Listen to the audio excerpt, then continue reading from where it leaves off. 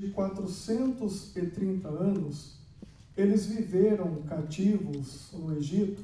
Deus, então, liberta Israel do cativeiro. Deus começa a conduzir o povo no meio de Israel. Através daquele tabernáculo, o Senhor...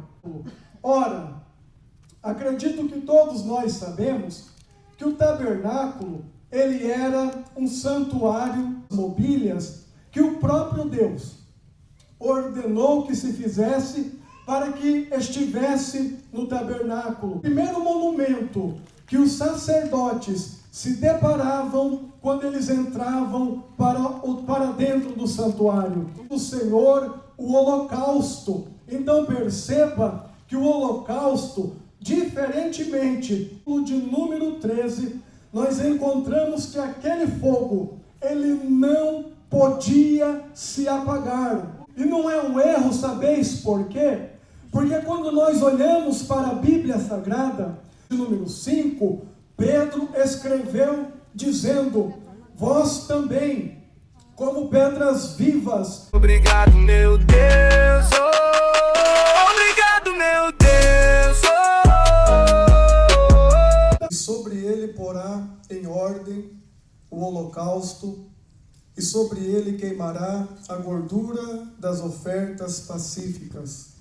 O fogo arderá continuamente sobre o altar, não se apagará. Amém, meus irmãos? Então, glórias a Deus. Meus irmãos, acredito que todos nós, ou a maioria de nós, que estamos aqui nesta noite, neste final de tarde, início de noite, conhecemos a história do povo de Israel, conhecemos a história do povo de Deus. E nós sabemos, irmãos, que Israel, por cerca de 430 anos, eles viveram cativos no Egito, debaixo de uma dura servidão, sob as mãos de Faraó, até o tempo em que Deus então levanta Moisés, juntamente com o seu irmão Arão, e Deus liberta Israel do cativeiro egípcio. E todos nós sabemos, irmãos, que Deus ele tinha um propósito bem específico para o seu povo quando libertou o povo do cativeiro. O propósito de Deus era levar Israel, era conduzir Israel para aquela terra que o Senhor havia prometido para Abraão, para Isaque e posteriormente a Jacó, a Canaã, a terra que mana leite e mel.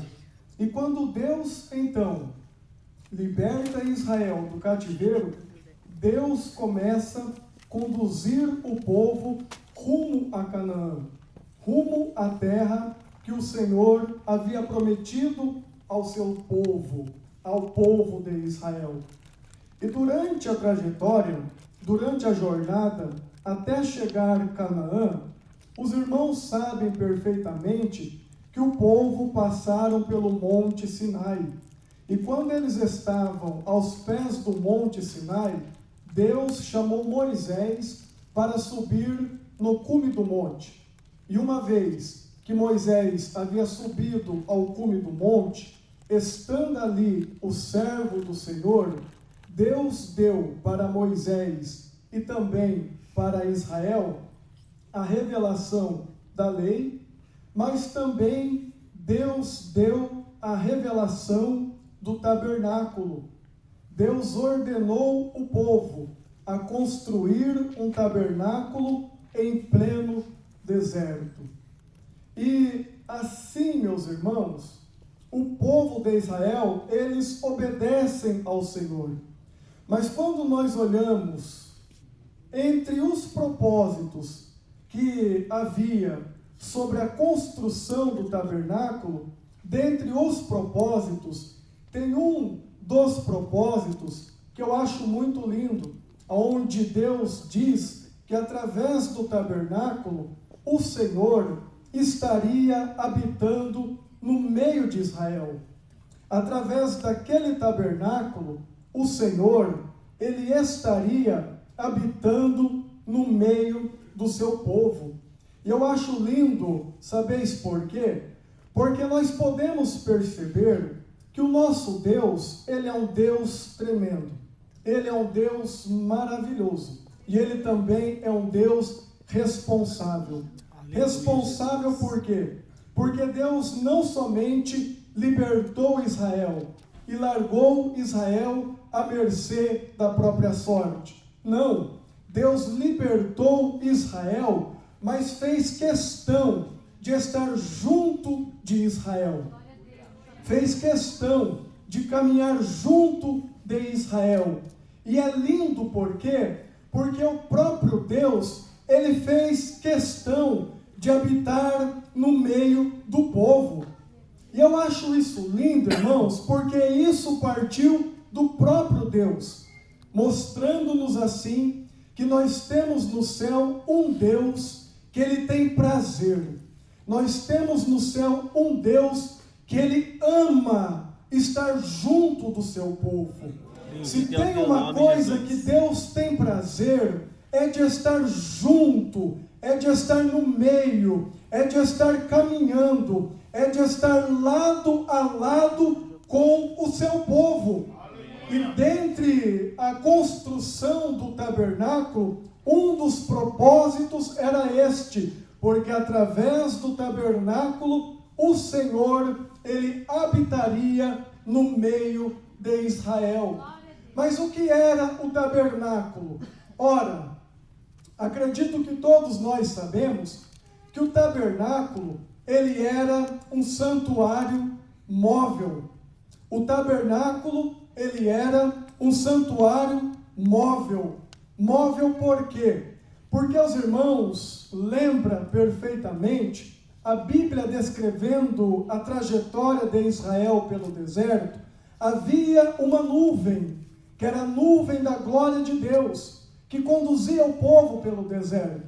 E a Bíblia nos diz que quando aquela nuvem se alçava de sobre o tabernáculo, o povo de Israel sabia que chegou o tempo deles marcharem e continuar a sua jornada até Canaã. Sendo assim, o povo desmontava as suas tendas, como também eles desmontavam o próprio tabernáculo e começavam a seguir após a nuvem da glória do Senhor. E quando a nuvem da glória de Deus pairava sobre aquele tabernáculo, o povo entendia que era ali o lugar que eles deveriam permanecer.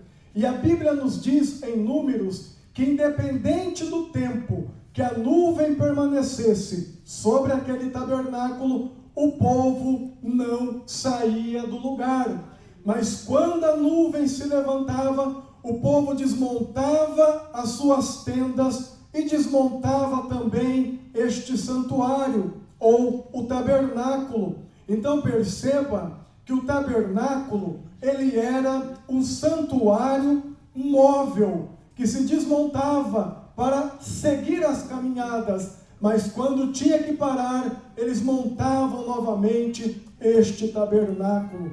E para o tabernáculo havia alguns utensílios ou algumas mobílias que o próprio Deus ordenou que se fizesse para que estivesse no tabernáculo, a saber, começando de dentro para fora, nós temos ali, naquela região, onde todos nós conhecemos como o Santo dos Santos, ou Lugar Santíssimo, nós tínhamos ali a Arca da Aliança, e sobre a Arca da Aliança estava o propiciatório de ouro.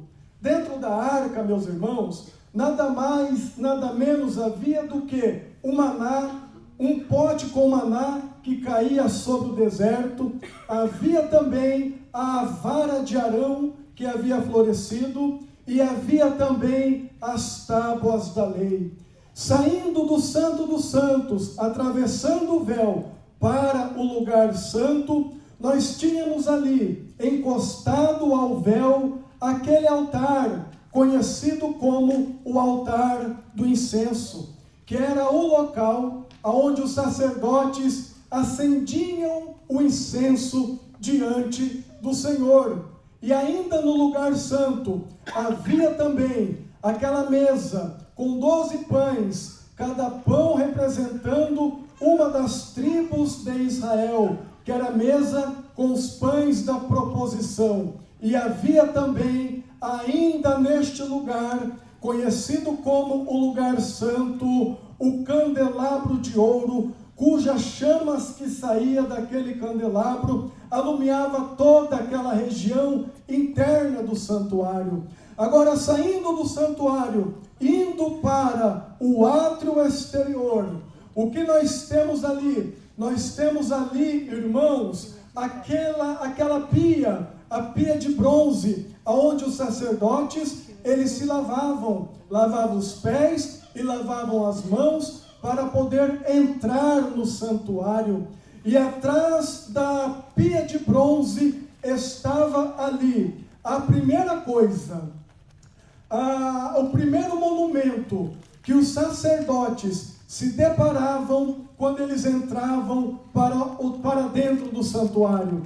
Estava ali a primeira mobília, ou o primeiro objeto que eles se deparavam quando entrava para dentro daquele santuário. O que é que tinha ali? Tinha ali, meus irmãos, o altar do holocausto, o altar do sacrifício, aquele mesmo altar aonde os sacerdotes ofereciam a Deus os seus sacrifícios. Então perceba que aqui em Levíticos de número 6 e no versículo de número 8, a partir do versículo de número 13, nós estamos lendo a passagem ou a porção da Bíblia que está tratando a respeito da lei do holocausto. Esse holocausto era oferecido diante do Senhor justamente neste altar, aquele primeiro objeto que os sacerdotes se deparavam quando eles entravam para dentro do santuário. E o que era o holocausto? O holocausto, meus irmãos, ele também é conhecido na Bíblia como oferta queimada, ou o holocausto.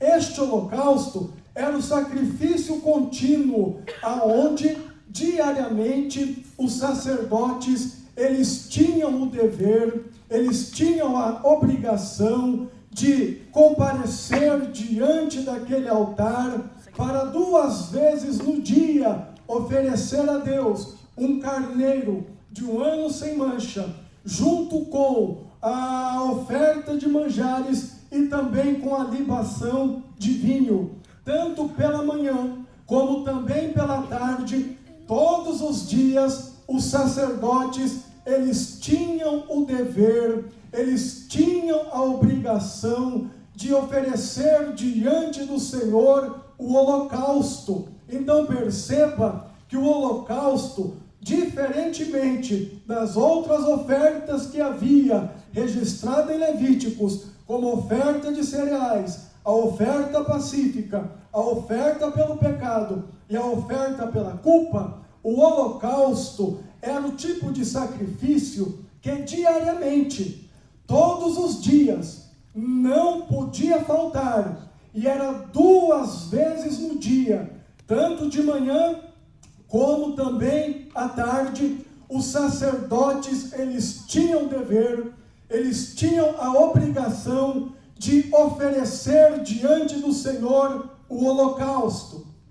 E desta forma, meus irmãos, quando chegava a tarde e os sacerdotes, eles ofereciam diante do Senhor o holocausto, a gordura daquele animal fazia com que a chama que queimava sobre o altar permanecesse acesa durante toda aquela noite. Durante toda aquela noite, a gordura daquele animal dava sustentação para que a chama permanecesse acesa. E antes que a chama apagasse, no dia seguinte, estava lá novamente o sacerdote, como diz a Bíblia, aonde nós lemos, vestindo as suas vestes, indo até o altar, separando as cinzas do sacrifício que queimou durante a noite, e se preparando para oferecer diante do Senhor um novo sacrifício. Desta forma, o fogo que ardia naquele altar não se apagava. E o texto que nós lemos no versículo de número 13, nós encontramos que aquele fogo, ele não podia se apagar. Aquele fogo, ele não podia se apagar. O texto bíblico diz: o fogo arderá continuamente sobre o altar e não se apagará. Aleluia, Jesus. Bendito é o teu nome, Jesus. Agora, meus irmãos, nós sabemos perfeitamente que tudo aqui, tudo, simplesmente tudo, apontava primeiramente para a pessoa de Jesus. Tudo. O altar, Jesus o próprio altar, Jesus é a oferta, tudo apontava para a pessoa de Jesus. Todavia, meus irmãos, embora tudo ali aponta primeiramente para a pessoa de Jesus, se nós olharmos para esse texto bíblico e extrairmos desse texto porções para aplicação da nossa vida, para aplicarmos na nossa vida, ainda que tudo primeiramente aponta para Jesus, nós não estaríamos errando de forma alguma. Não seria forçar o texto, não seria um erro hermenêutico nós utilizarmos esta passagem de Levíticos, o capítulo 6, para trazermos para a nossa vida alguma aplicação. E não é um erro, sabeis por quê? Porque quando nós olhamos para a Bíblia Sagrada, nós vamos encontrar no Novo Testamento o próprio apóstolo Paulo fazendo uso de linguagem sacrificial. E nós sabemos que o sacrifício tudo estava em torno deste altar, do tabernáculo, desse santuário móvel. E sendo assim, tudo apontando para Jesus. Mas o próprio apóstolo Paulo, ele faz uso de uma linguagem sacrificial para aplicar a vida cristã. Se não perceba, Romanos capítulo de número 12, e no versículo de número 1, o apóstolo Paulo, ele escreve dizendo: rogo-vos, pois, irmãos, pela compaixão de Deus, que apresenteis o vosso corpo em sacrifício vivo, santo e agradável a Deus, que é o vosso culto racional. Então perceba que Paulo utiliza a palavra sacrifício.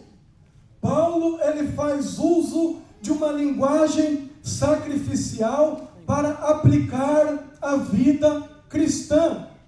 O apóstolo Pedro, ele também faz uso de uma linguagem sacrificial para aplicar a vida cristã.